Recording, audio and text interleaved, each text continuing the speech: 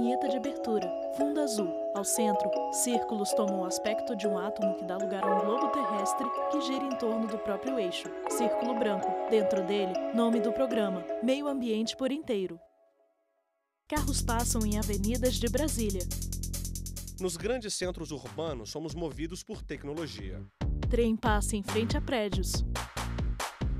Dependemos de máquinas, softwares e aplicativos que facilitam nossa vida. Menino e menina jovens apontam celulares para um QR Code. No campo, essa realidade não é diferente.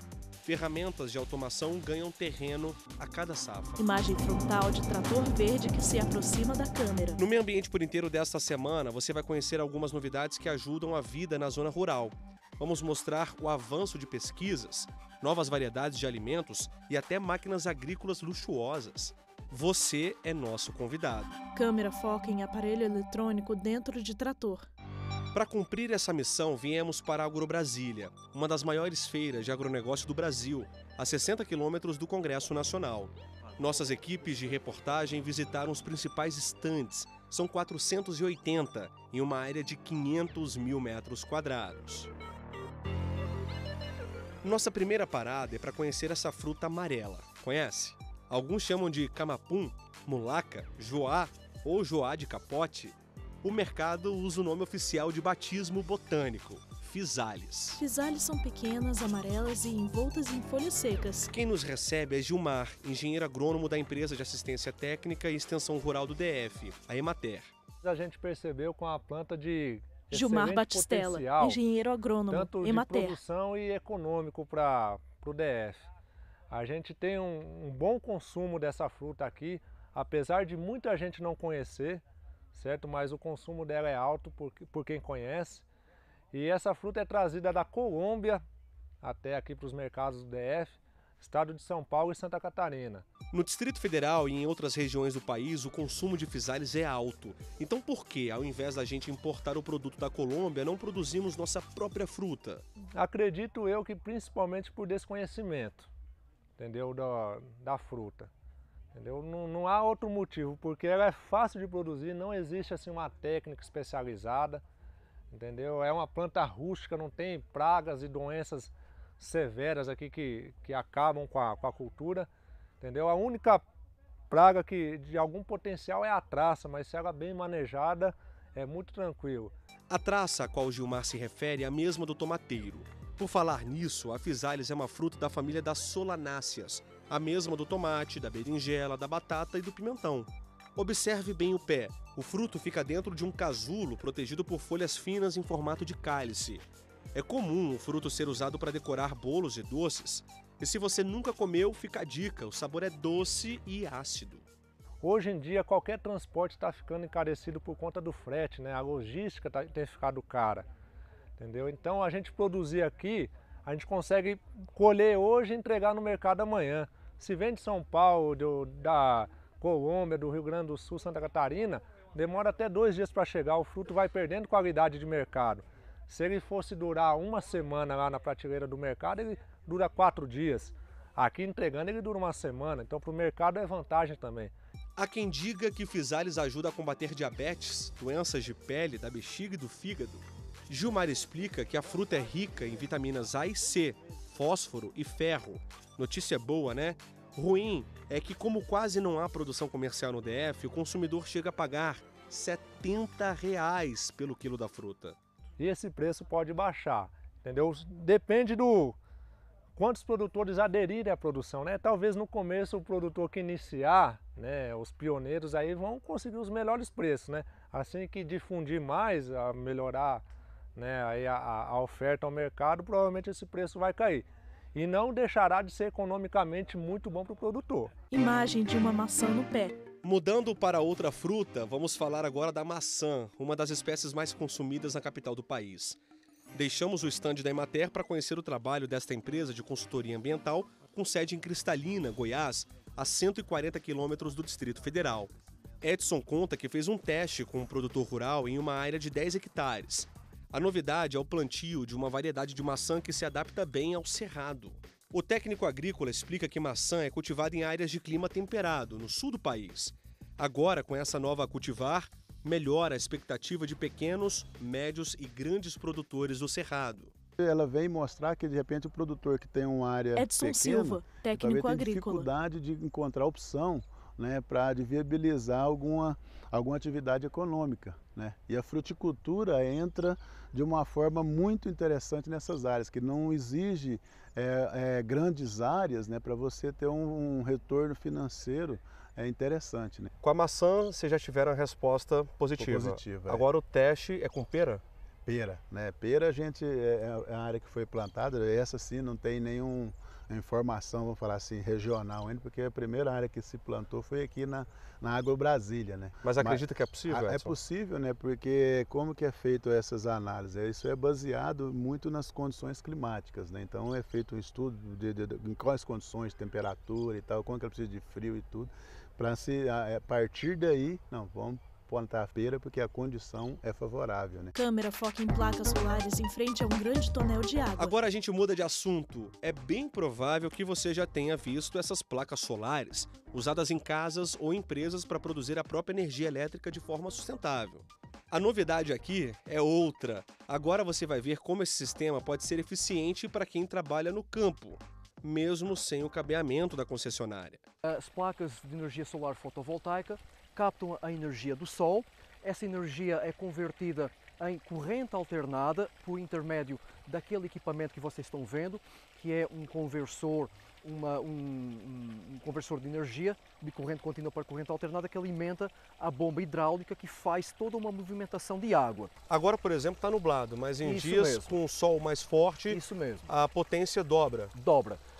Com o céu nublado, como temos Paulo agora, Cardoso, diretor a vazão comercial. desse sistema, dessa mesma bomba, que são 3/4 de CV, tem uma vazão de 2.000 litros por hora. A bomba hidráulica capta a água do reservatório ou da caixa d'água. Aí ela é transportada por um cano até o aspersor. Paulo usa como exemplo o plantio de girassol.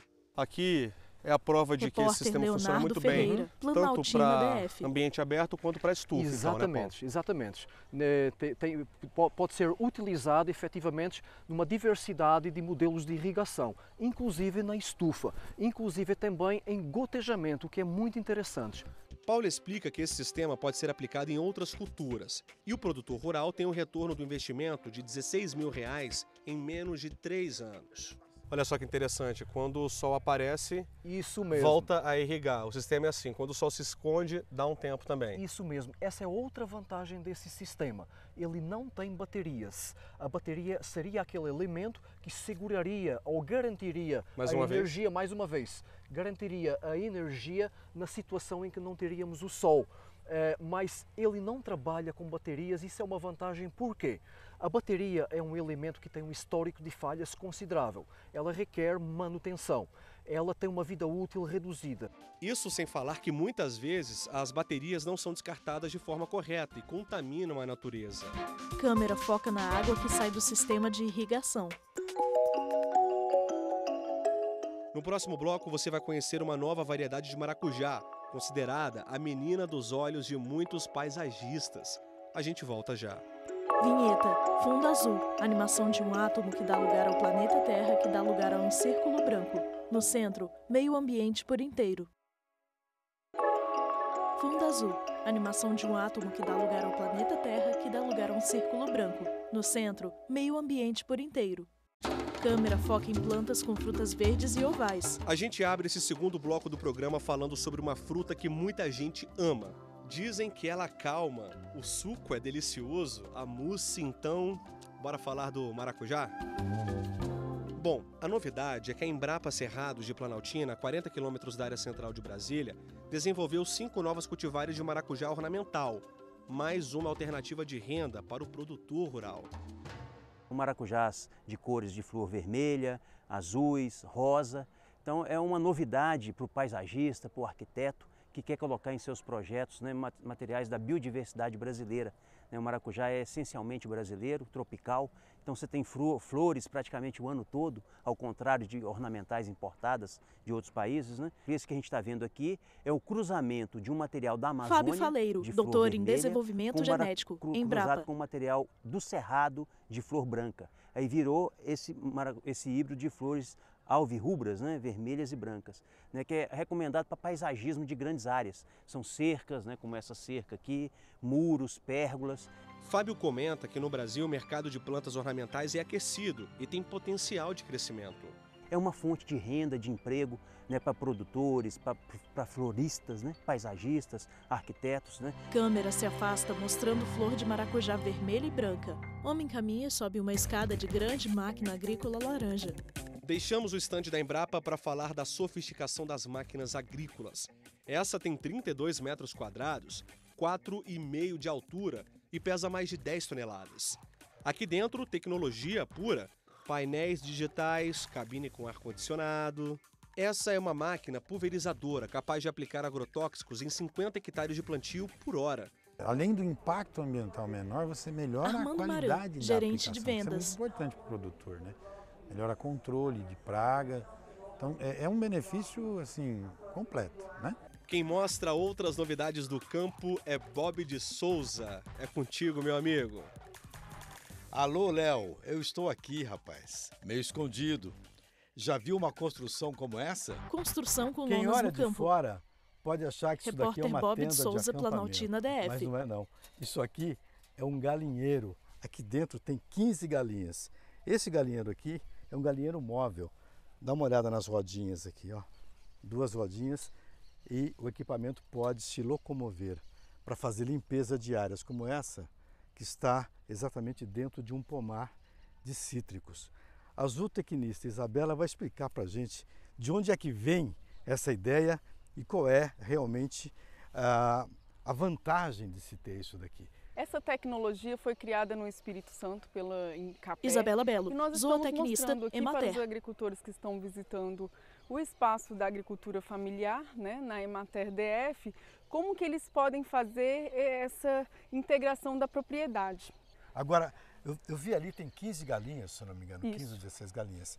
Esta área aqui é uma área aqui de quê? De uns 35 metros? 35, quase? mais ou menos 35 metros quadrados. Quanto tempo que essas 15 galinhas demorariam para limpar esta área aqui? Em 2 dias elas fazem essa limpeza. 2 dias? 2 dias. Isso evita a contratação de mão de obra para fazer capina, né? Mão de obra.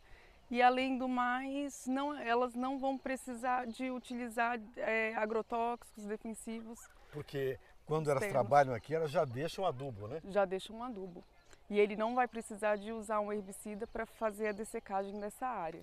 Agora, existe também essa tecnologia no manejo da criação de galinhas e frangos e ovos, também na produção de ovos, que é o uso de produtos fitoterápicos e homeopáticos. Sim. Conta um pouquinho disso para mim. A homeopatia ela vem trazendo alguns benefícios, né, de Ela forma melhora o preventivos. sistema? Ela melhora o organismo do animal como um todo, Sim. né, de forma que ele vai ficar mais resistente a doenças. E tem alguma alteração de peso? A galinha fica Sim. mais leve, mais pesada, mais ágil? Sim. Quando é utilizado desde o início do desenvolvimento desses animais, eles ajudam no desenvolvimento orgânico como um todo. Sim. Cada fase o animal tem um desenvolvimento diferenciado. Entendi. Na fase inicial está desenvolvendo ossos, músculos, né? Então a homeopatia ela vem auxiliar. E o ovo? Como é que fica o ovo dessa galinha? Quando ela entra na postura, há produtos específicos para postura, né? Sim. E o ideal é que torne o ovo mais consistente, com uma gema, né, mais colorida, que é o que o consumidor está procurando. Eles estão saindo encantados e querendo implantar, pensando nesse benefício na propriedade. Fazer essa integração de forma que eles diminuam o uso de defensivos, né, aditivos químicos. Perfeito. E façam essa integração, torne a propriedade mais sustentável e consigam produzir um alimento de qualidade. É a tecnologia aplicada ao pequeno negócio para melhorar a rentabilidade e a saúde dos bichinhos. Câmera mostra cercado móvel. Depois das galinhas ciscarem em cercadinho móvel, vamos mostrar as novidades do sistema de agrofloresta. Será que é possível um plantio de café junto com mandioca? Respondemos isso no próximo bloco. A gente volta logo. Vinheta Fundo Azul. animação de um átomo que dá lugar ao planeta Terra, que dá lugar a um círculo branco. No centro, meio ambiente por inteiro. Vinheta, fundo azul, animação de um átomo que dá lugar ao planeta Terra, que dá lugar a um círculo branco. No centro, meio ambiente por inteiro. Câmera mostra placa que diz maracujás ornamentais. Vimos no bloco anterior várias novidades apresentadas na Feira de Agronegócio de Brasília. O galinheiro móvel é um sucesso. Prático, barato e saudável para as aves. Agora chegou o momento de visitarmos os canteiros que seguem as técnicas mais modernas e sustentáveis de plantio. Um solzinho de uns 30 graus e viemos fazer uma visita a um plantio Repórter especial, Bob de Souza, um plantio de Planaltina agrofloresta. Já falamos sobre esse assunto aqui no programa várias vezes, mas hoje nós vamos receber uma aula sobre o que plantar no mesmo canteiro. Por exemplo, nós temos aqui mexerica poncã, aqui ao lado é mandioca, imagina. Olha o café, café com mandioca. E temos aqui o eucalipto, que tem toda uma aura de mistério. Alguns falam que prejudica o solo, outros falam que nem tanto, que é só saber manejar. Enfim, para dar essa aula para a gente, nós convidamos o Névio, da Emater. Ô Névio, eu estou vendo várias... Chega aqui um pouquinho, Névio, por favor. Estou vendo aqui várias espécies. Vamos começar a falar daquela mexerica poncã ali do começo do canteiro. Por que ela começa naquela linha ali? Qual é a função da mexerica aqui? Tem alguma função orgânica nesse plantio? Nesse caso aqui nós estamos dentro do plantio orgânico. Tá. No caso da poncã, foi a planta escolhida para ser a principal nessa atividade dentro dessa área. Sim. E esse sistema SAF, que é o sistema de plantas da área agrícolas e florestais juntos, no mesmo espaço, vamos chamar assim. Sim. Então, por exemplo, aqui nesse canteiro a gente percebe muito claro. A poncã é a planta principal, essa mexerica. Em seguida temos mandioca, o café, eucalipto, crotalária, mamão e vai repetindo a série. A série. Certo. O que me interessa aqui no final é o pé de poncã e o outro poncã que já está aqui a uma distância que vai ficar o plantio definitivo. Essas plantas que estão no meio, ela está compondo isso momentaneamente. Tá. Por exemplo, num sistema assim, tradicional, uma forma que a gente planta, seja ele orgânico ou convencional, o ideal, a forma que as pessoas dizem que é ideal, é plantar só a poncã. Mas a gente percebe que se a gente fizer um consórcio igual a gente está vendo aqui, com diversas plantas, eu tenho umas plantas que vão crescer mais, vão cobrir as menores. Sim. Eu tenho uma diversificação que ajuda no controle de pragas e doenças. No canteiro ao lado, vemos o plantio de milho com feijão de porco. A leguminosa ajuda a colocar nitrogênio no solo, eliminando a adubagem química.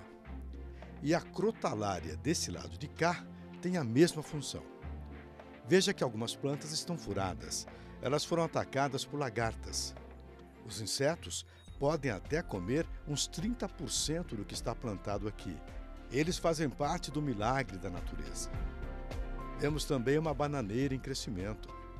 E cada frutífera terá um ciclo diferente de produção durante o ano. O eucalipto combina bem com tudo isso e vai dar madeira. Já imaginou como ficaria esse plantio daqui a 6 anos? Olha só o tamanho das frutíferas. Esse café aqui já pode colher, né? Sim. Está no ponto de colheita? Já está no ponto de colheita. Pode ver que ele já secou uma parte dos grãos, mesmo estando um pouquinho verde, mas já está na hora da retirada. Sei. Esse caso é um exemplo de um SAF, né, que foi feito há mais de 4 anos. 5 e pouco, talvez. Uhum. Lá, naquele que a gente mostrou, era poncã. Esse aqui estamos usando a laranja, que também é da mesma família. Então, olha só uma coisa. O espaçamento das laranjeiras não vão ser mudados. E o café, nesse caso, o café cresceu, já está produzindo. E aquelas plantas que a gente tinha, que eram plantas baixas, sim, por exemplo, a crotalária, o feijão de porco, o inhame, o milho já não existe mais nesse sistema, porque já passou de fase. Então o que interessa para nós aqui agora é a colheita do café, a colheita da principal atividade frutícola, no caso seria as laranjas, né, que já sim, começa agora. A parte de bananas também, que já temos aqui, os pés já estão bem desenvolvidos. Então a gente percebe que já tem cacho, já começa a produção. É uma viagem orgânica pelo sistema agroflorestal. E as bananas fazem a festa dos polinizadores. É um trabalho pacífico, equilibrado, do jeito que a natureza criou e com recursos próprios. Névio, Vamos mostrar para as pessoas aquele tronco de eucalipto. Já é um tronco adulto, né? Sim, ele já desenvolveu. Como a gente precisava de uma madeira de um diâmetro maior, já deixou aqui. E nesse mesmo caso começou igual aquelas plantas novas lá. Começou com a crotalária, começou com o milho, com a mandioca, começou com feijão de porco e por aí vai. E por aí vai a geração de renda para o pequeno produtor, ao longo do ano. Essa é a dica. Nós vimos ali as mudinhas de eucalipto assim, ó, com 70, 80 centímetros. Olha o tamanho que ele vai ficar, olha a espessura desse tronco. É um sistema que funciona e a prova está na terra. E agora, que tal um voo para o outro lado do circuito da Emater? Vamos falar de abelhas. Nessa colmeia, vemos o ninho de uma espécie sem ferrão, da família das meliponas. Apicultores manuseiam colmeia de abelha. Aquelas que têm ferrão são uma mistura de africanas com europeias e são da família Apis. Elas produzem a maior parte do mel comercializado no país. As meliponas não podem. O que produzem chega no máximo a 1 litro por ano e o preço pode chegar a R$ 280. Nós estamos aqui no meio desse pomar e em companhia de um especialista em abelhas, o professor Guaraci Teres. Professor, as abelhas estão desaparecendo mesmo da agricultura, da polinização? O que está acontecendo? No mundo inteiro fala-se que as abelhas... Vou chegar mais para cá, professor, mais na sombra. Que as abelhas estão sumindo. Qual é a sua visão sobre isso?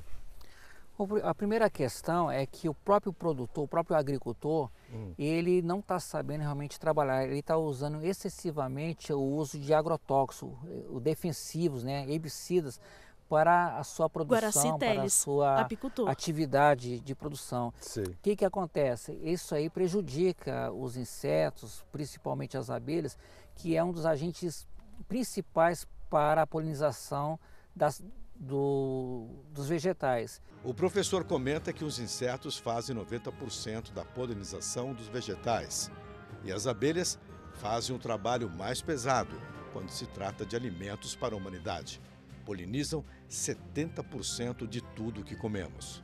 Existe um trabalho que se faltar abelha no mundo, nós teremos só 4 anos de vida. Só 4 anos? 4 anos, é justamente pela quantidade de alimento que tem de reservas, né? E depois a gente não vai ter mais condição de ter uma vida em função da falta das abelhas. Nós estamos aqui no meio de um pomar de cítricos, né? O que esse pomar poderia ganhar com mais ou menos abelhas, se tivesse andado, se tivesse voado por aqui? Olha só. No estado de São Paulo, por exemplo, que lá tem a grande produção de citros lá eles fazem aluguel de colmeias através com os apicultores. Aluguel de colmeias? Aluguel de colmeias, justamente para botar no meio das plantações, chega a aumentar em torno de quase 40% a produtividade das laranjas em função da utilização das abelhas. E essas abelhas que são alugadas, elas são meliponas, sem ferrão? Não, são as abelhas Apis. Trabalhar com abelhas africanizadas no campo faz parte da vida de Guaraci há mais de 20 anos. E ele já formou centenas de apicultores em vários estados brasileiros. Um dos trabalhos mais difíceis é resgatar colmeias silvestres. Adaptadas em caixas, as operárias da natureza tendem a viver domesticadas, mas sem abusos. Continuam agressivas. E como ele já disse, quem tem abelha pode alugar as caixas e fazer dinheiro. Cerca de meio salário mínimo por colmeia em época de florada de maçã em Santa Catarina, por exemplo. Nesse pomar vemos uma caixa de resgate de apis, apenas para demonstração. Esses núcleos para a convivência de abelhas são feitos de material reciclado. E isso também aumenta o ciclo de sustentabilidade da cadeia produtiva. Caixa de abelhas na grama. Transição. Galinhas caminhando na grama. E assim chegamos ao final do Meio Ambiente por Inteiro. Para rever este e outros programas, acesse tvjustiça.jus.br. E se quiser mandar um e-mail para a gente, o endereço é meioambienteporinteiro@stf.jus.br. Acesse também o nosso canal no YouTube, TV Justiça Oficial. Até a próxima! Créditos. Produção, Marcela Luiza. Reportagem, Bob de Souza e Leonardo Ferreira. Edição de texto, Bob de Souza. Cinegrafia, Cláudio Silva e Paulo Dutra. Assistência técnica, Josenildo Júnior e Juvenal Alves. Edição de pós-produção, Paulo Mendonça. Videografismo, Leonardo Veloso. Núcleo de programação, Rosa Wazi. Núcleo técnico, Fábio Guedes. Núcleo de produção de programas, Soraya Fonseca. Supervisão, Coordenadoria de TV e Rádio, Secretaria de Comunicação Social, STF. Realização, TV Justiça 2019.